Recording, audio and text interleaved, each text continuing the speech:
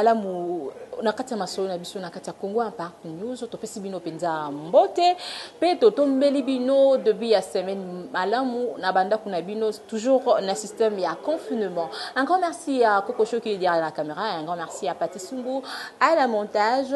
Bayimbo kaboibi on malamu chaque fois to kendaka toujours na makolo ya différentes personnalités pour na kosolola maetali politique pe makambo ko actualité to bakaka na mokuse ya mokolo lelo tozali na senga kosolola na mama Philo azali mwasi oyo penza azali ko défendre mboka na ye mais aussi alobaka malamu na ye to kobeta pena mo masolo moke to ko tambola penza horizon ya actualité ya mboka na biso pona kozwa kaka makanisi na ye na ndenge mboka azali ko tambola. Madame Philo, bonjour. Bonjour madame. Déjà Lelo Ozalaki d'abord on a présenté Onano Ozali journaliste analyste politique Ozasu na ba casquette mususu Nazapem présidente ya ba ONG Femmes Formidables et les amis de Philo. Madame Philo, d'abord Ozaki Lelo lokola parmi parmi invités à Canal Presse à Mokolelo parmi les hommes et tout, comment on se sent à penza tant Ozali entouré na bana mibali Ozali koloba maetali politique? Justement, il y a un tolingi to longola eloko na kati ya nzoto ya na moto ya bana basi o bakansaka ke politique ezaka likambo ya bana mibali tant tozali ko réclamer 30%, tozali ko réclamer une planète moko 50-50 et linko lobate ke koye la biso lokola na mesa ezali ko sala ke yo moko mwasi oyeba komi pesa valeur ko yeba eloko nini nzambe apesa yo pona pe otiango na disposition ya bateau. Donc tozali ko réclamer ezali une façon ya ko lakisa mwasi que politique ezalaka pour na mobilité mwasi azali capable de faire tout ce que un homme peut faire. Voilà pourquoi na onzamba pesanga na maele pe na tangi parce que tozo kende na école pamba tendeko parce que soto lobi kaka ke to tikela mibali c'est que to réclamaka na biso pété vandaka na ndako bayela yo lipa lia soto tozali komona ke mwasi ye il faut azalaka na place boye te mwasi il faut azala partout hein il faut tanga atala pe makambo mboka na ye bo soki biso lelo basi to telemité nani akoloba makambo mwasi penza makasi alobango pe na ndenge sengeli tozana makambo ebele sengeli ke ezala ko changer pona tina ya mwasi mais biso moko basi yango sengeli pe to telema to lakisa ke o tozoko luka pe tozali pe capable ya soki ba pesi biso lelo to ko sala yango na ndenge sengeli. Voilà un peu on se sentara ndenge ni est-ce que ozaka bana mibali ba tumbaka okuna na plateau to pezaka opene okaka penza mwa moto ona te te batumbanga te baza ba collègue nanga na mesana na bango justement ngai depuis bomwana na zalaki na classe okomona parce que nyonso pesa ka pe oyo ya kobota manango bato ba yebinga lelo ata na YouTube baza rolanda to na ba télévision ba yebike depuis école primaire nga nazali ko se battre kana bana mibali c'est-à-dire so okuti 5 personnes na kata classe bazui yebake na 5 wana Philo azana kati soko kuti 3 personnes bazui premier de la classe c'est que na 3 wana mama Philo azali donc eza biloko moko donc na botamina yango et ça ranga pasité et puis ngai mingi nazaki ko travailler na bana mibali parce que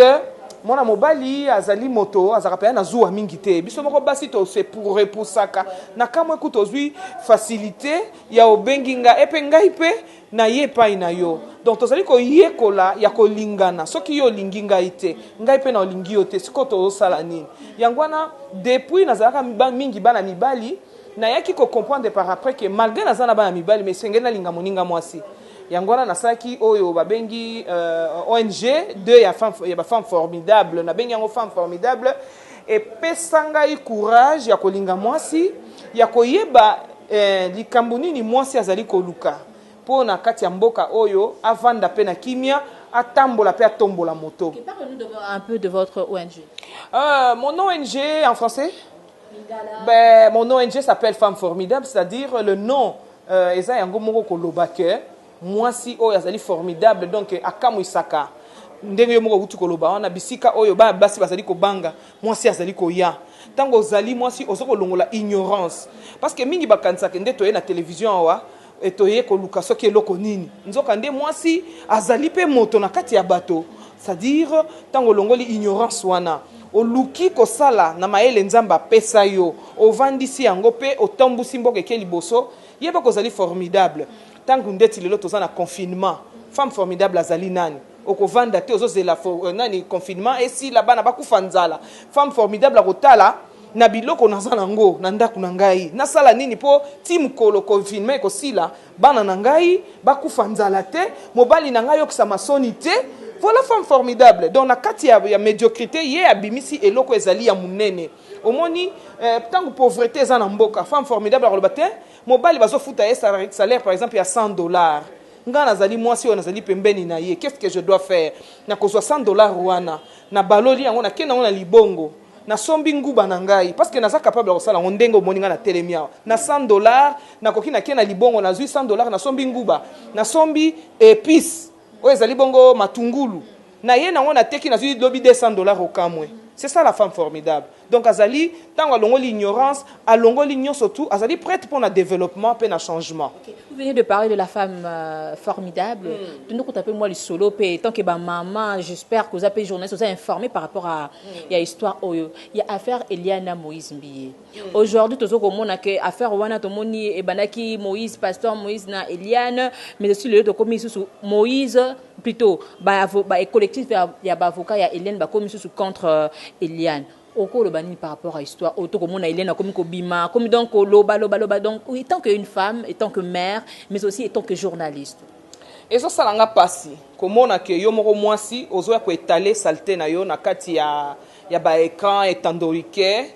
ezali makambo sali ye pasi ndeko mwasi na za ko regretter bon biso surtout peut toleka na o ba benga rapper nani puberté hein. Mais puberté na biso toyebaki ko gérer yango tant ya so brandir titre ya kozaki na saki na 17 ans 17 ans na mboka ba mama bazali déjà obali ozana bébé na maboko eza bébé te oza mwana mukete nga na bota mwana na ngai na 19 ans 17 ans linkol ba oza bébé o yebi ko raisonner te yo ye na église o yeke o lobali loba nzambe olanda osambela okomaki na pasteur ndengeni ata soki ye pasteur yango alukaki yo makangu tout ça yo za ma capacité ya koboya te. Hein? Quelque part, toute la réalité. Tant que pour l'oula qui beauté na ye, na so côté la Moïse Mbiye était. Tant que on même pas pasteur peut bazaka exposer. Yo aucune église aucune ko semble la pasteur a tiolito mais boya.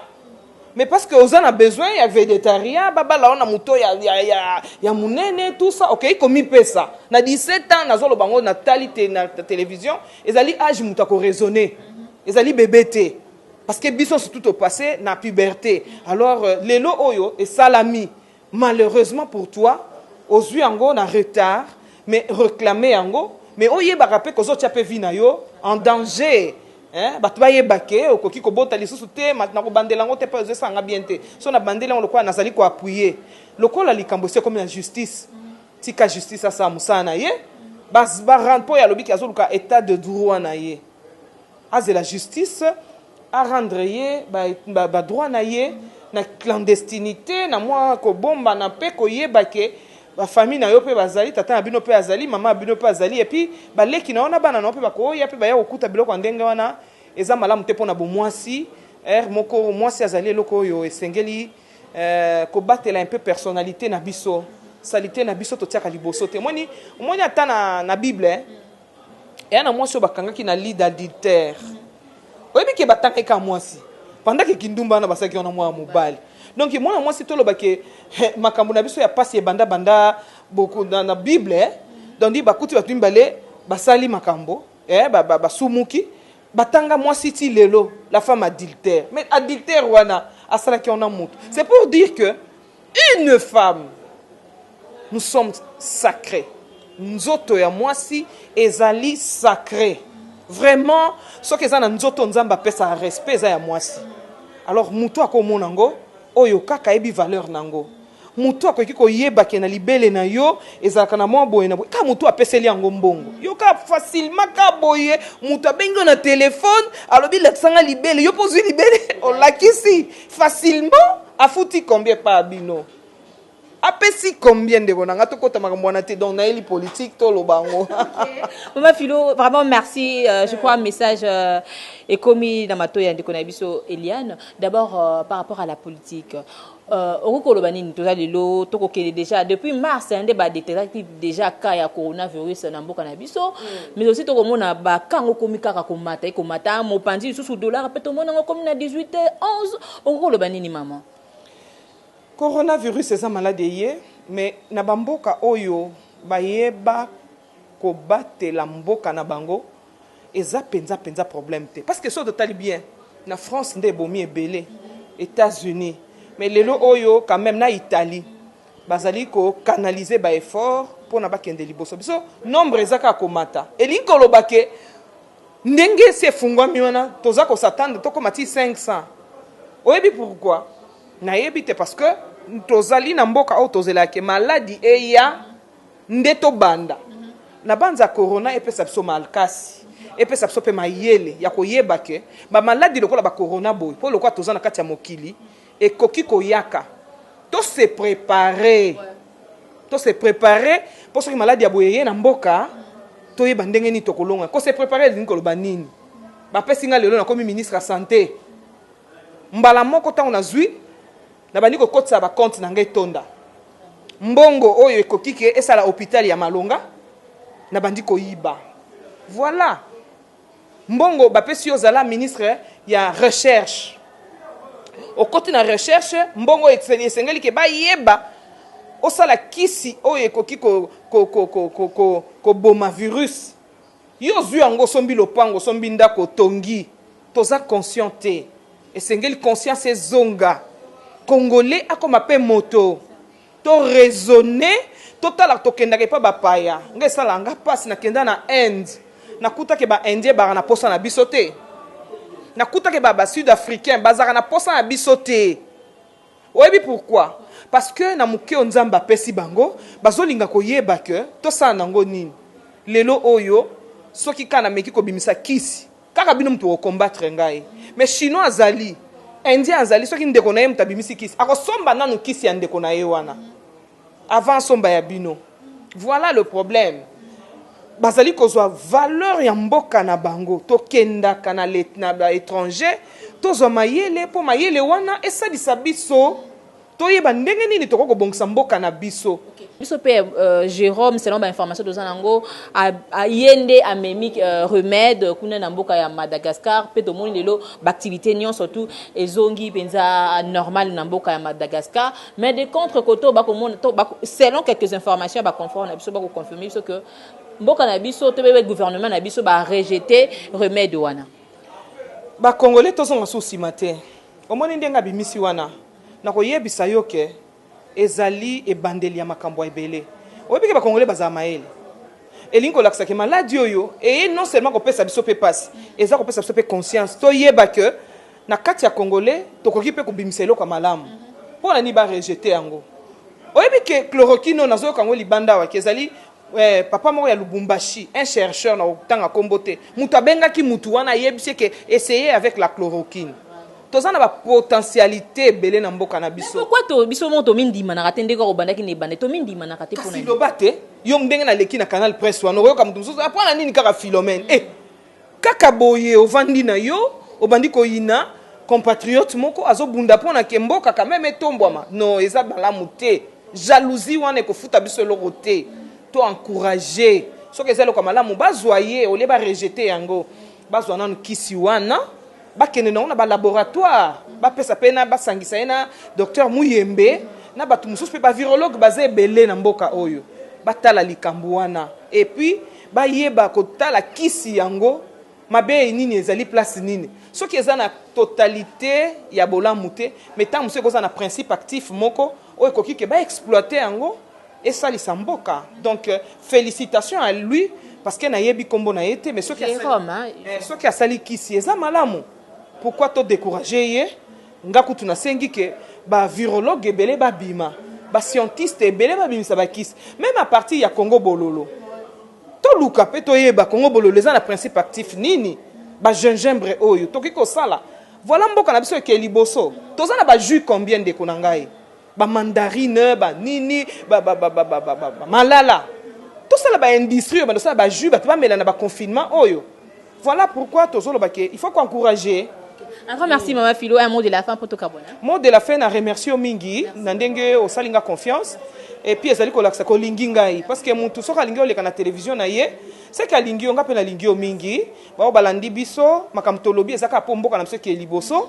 vraiment to pesi bino merci et prochainement je crois que na ko hésiter te soko bengi nga pona ya Ciao, ciao. Ciao. Un grand merci à Coco Show qui est derrière la caméra. Merci. Un grand merci à Pathé Soumbou. Un grand merci à tous les abonnés de Congo Impact News. Objectif 100 000 abonnés, c'est possible. Grâce à vos soutiens, grâce à vos partages, Congo Impact News ira de plus en plus très haut. Un grand merci à Fidèle Lusangou, mon pasteur. Un grand merci depuis Allemagne. Un grand merci à Joël Levert, Monsieur Leblanc, qui me suit depuis la France. Ce qui nous a été vraiment notre prière. Peut-être vous allez poser beaucoup de questions. La Maman Africa, elle a toujours le cache-nez. J'ai toujours mon cache-nez entre mes mains. Ne pensez pas que vous allez respecter ma barrière, MS5 bisoté. Vous allez respecter Penza. Barrière surtout 1 mètre botene biso penda rigueur peut-être ko sala mosala yango boko mona moko tozo longola ba cache ne pour que